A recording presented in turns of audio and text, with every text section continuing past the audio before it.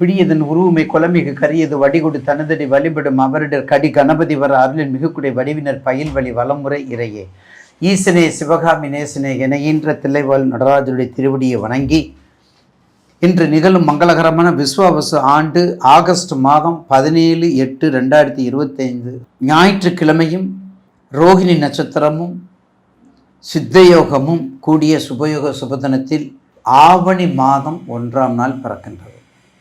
ஆவணி மாதம், இம்மாதம் முதல் தேதியே ஒரு மகிழ்ச்சிகரமான ஒரு அமைதியின் சுரூபமாக இருக்கக்கூடிய அனுகிரகமும் அனுகூலமும் அனுகூல மூர்த்தியும் அப்படிப்பட்ட சனீஸ்வரனுடைய ஜெயந்தி விழா முதல் நாளிலே வருகின்றது. ஆவணி 1ஆம் நாள் சனீஸ்வரனுடைய ஜெயந்திக்கு தான் இந்த விளக்கம். ஏன்னா எல்லாருமே நம்ம அவருடைய பிடியில் தான் இருக்கிறோம். ஒரு குழந்தை சிசுவிலிருந்து குழந்தை பிறந்ததிலிருந்து அதனுடைய ஜனனம் ஆகி மரணம் ஆகக்கூடிய அந்த காலகட்டத்தில் அனுகிரகமும் அனுகூலமும் கொடுக்கக்கூடிய சூரியனுடைய சாயாதேவிக்கு மகனாக பிறக்கக்கூடிய தர்ம தேவதையாக இருக்கக்கூடிய சனீஸ்வரனுடைய ஜெயந்தி விழா மிக சிறப்பாக நம்ம கொண்டாடுகிறோம். ஆவணி 1ஆம் நாள். அதே போல் அந்த ஆவணி முதல் நாளில் ஒரு எள்ளு, இரும்பு சட்டி, கருப்பு வஸ்திரம், ஒரு டிசபிலிட்டி இருக்கக்கூடிய 12 பேத்துக்கு புளியோதரை அன்னம், எள்ளு அன்னம், 8 தீபம், எல்லா பிரதர்சனம் இதெல்லாம் செஞ்சு வந்தீங்கன்னா ஆவணி 1ஆம் தேதியில் சனீஸ்வரனுடைய தாக்கங்கள் குறையும், நிச்சயமாக குறையும். அதில் யாராருக்கு என்னென்ன ராசிக்கு, மீன ராசிக்கு, சிம்ம ராசிக்கு, கும்ப ராசிக்கு, மகர ராசிக்கு கண்டிப்பாக குறையும். ஏன்னா இவங்க தான் சனீஸ்வரனுடைய தாக்கத்தில் ஆதிக்கத்தில் இருக்கக்கூடியவங்க. இவங்க தான் இந்த ஆதிக்கத்தில் இருக்கக்கூடியவங்க. அடுத்தது ஆவணி 8ஆம் நாள் இந்த கிராமப்புறத்தில் பார்த்தீங்கன்னா பங்காளி சண்டைன்னு போடுவாங்க. அந்த பங்காளி சண்டையெல்லாம் தீர்க்கிறதுக்கான நாள் அந்த ஒரு நாள் இருக்குது. அந்த ஒரு நாள் தான் பங்காளி எல்லாம் ஒன்று சேர்ந்து குலதெய்வத்தை போய் கும்பிடணும். 21 தலைமுறை 61 பந்தின்னு சொல்லுவாங்க குலதெய்வத்தை கும்பிட போகும்போது. அப்படிலாம் சொல்லி வந்தீங்கன்னா அது கொஞ்சம் சிறப்பாக இருக்கும். அடுத்தது ஆவணி 9 நாள் செவ்வாய்க்குரிய ஜெயந்தி. ஆவணி 11 நாள் மிக முக்கியமான நாள். ஆவணி 11 தான் மகா சங்கட சதுர்த்தி முடிஞ்சு விநாயகருடைய விநாயக சதுர்த்தி திருவிழா. ஒரு மனிதனுடைய வாழ்க்கையில், ஒரு மனிதனுடைய தொழிலில், ஒரு மனிதனுடைய நிறுவனத்தில், ஒரு மனிதனுக்கு ஒரு குடும்பத்தில் நடக்கக்கூடிய சுபகாரியங்களுக்கு, ஒரு குடும்பத்தில் இருக்கக்கூடிய நல்லது எல்லாவற்றைக்கும் தடையை நீக்கக்கூடியவர் மூலாதாரத்து கணபதி விநாயக பெருமான். அவரை வழிபடுவதும் விநாயகர் சதுர்த்திக்கு உங்களால் இயன்ற வழிபாட்டுகளை கொடுப்பதும் மரபாகும். அதுக்கடுத்தது குரு ஜெயந்தி, சுக்கர ஜெயந்தி, இதெல்லாம் நீங்கள் அப்பப்போ பார்த்துக்க வேண்டியது. அடுத்து 12 ராசிக்குரிய பலனை பற்றி இப்போது நம்ம தெளிவாக பதிவு செய்வோம். அடுத்து நாம் காண இருப்பது விருச்சிக ராசி.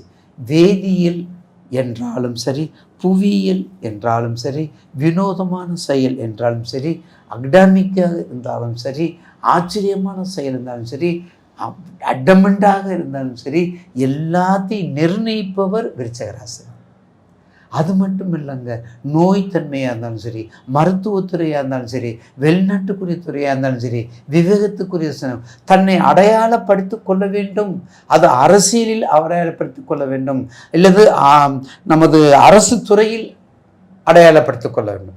2 துறையை விட்டு அவமானத்திலேயாவது அடையாளப்படுத்திக் கொள்ளணும், நோயில் அடையாளப்படுத்திக் கொள்ளணும். எல்லா வகைக்கும் உகந்தது. அதுக்காகத்தான் அந்த காலப்புருஷனுக்கு 8ல் வச்சுருக்காங்க. அதனால தான் அந்த காலப்புருஷனுக்கு 8ல் வச்சுருக்காங்க. அப்படி 8ல் வச்சுருக்கும்போது விருச்சிக ராசி நேயர்களுக்கு ஆவணி மாதத்தில் உங்களுடைய ராசிநாதன் நல்லா தெரிஞ்சுக்கோங்க. உங்களுடைய ராசி செவ்வாய் உங்களுக்கு எங்கே இருக்கார் பாருங்க, லாபாதிபதியாக இருக்கார்.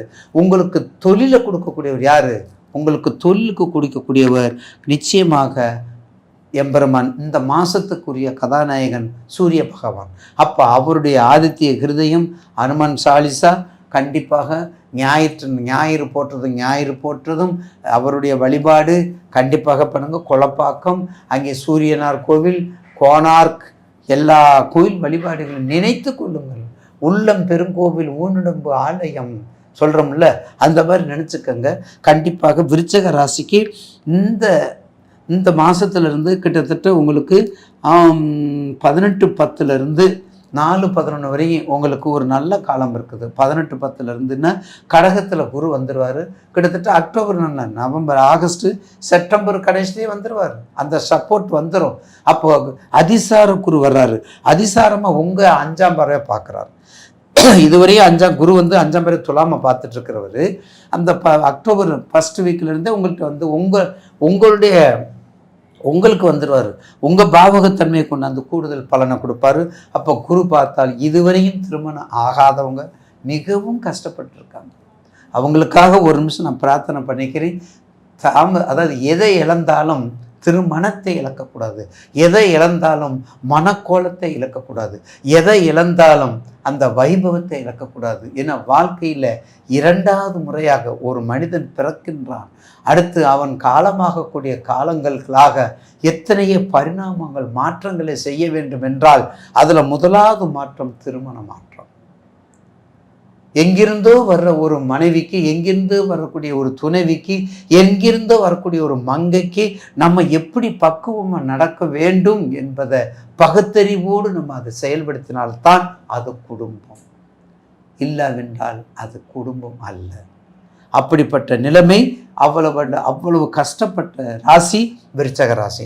அப்போ அப்படிப்பட்ட விருச்சக ராசிக்கு இந்த மாதத்தில் உங்களுக்கு ஏற்றுமதி, இறக்குமதி, வெளிநாடு, வெளிப்படிப்பு, ஏற்கனவே உங்கள் கேரக்டர்லாம் நிறைய சொல்லிட்டேன். அப்படிப்பட்ட எல்லாமே சிறப்பாக இருக்கும் இந்த மாதத்தில். அது கண்டிப்பாக வந்துடும். ஆகஸ்ட் செப்டம்பர்லேருந்து உங்களுக்கு நல்ல உங்கள் திசா பற்றி எங்கே இருந்தாலும் நான் விட மாட்டேன். உங்களை எங்கே இருந்தாலும் உங்களை சொல்லி குத்தி காமிச்சிக்கிட்டே இருந்தால் தான் உங்களுக்கு ஞாபகம் இருக்கும். இது நாங்கள் சொல்கிறதுலாம் பொதுவான பலன் தான். ஆனால் உங்கள் சுயசாதத்தில் எடுத்துக்கோங்க. லக்னாதிபதி உங்கள் கோச்சாரத்தில் இப்போ இந்த மாதத்தில் செவ்வாய் இங்கே இருக்கார். அப்போ கொஞ்ச நேரத்தில் இங்கே வரப்போகிறாரு, துலாமுக்கு வந்துடுவார். அதுக்காக உங்கள் வீட்டு செவ்வாய். நம்ம வீட்டு தெய்வம்னா என்ன தெரியுமா? ராசி கட்டம். நம்ம வீட்டு தெய்வம்னா ராசி கட்டம்.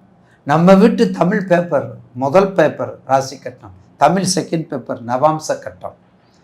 அப்போ எதில் இருக்குது, எதில் என்ன பரிவர்த்தனை யோகமா, குருச்சந்திர யோகமா, குருமங்கல யோகமா, நீசபங்கர ஏதாவது ஒன்று இருக்குதா பார்த்து சொல்லுங்க ஐயா அப்படின்னு கேட்குறாங்கல்ல.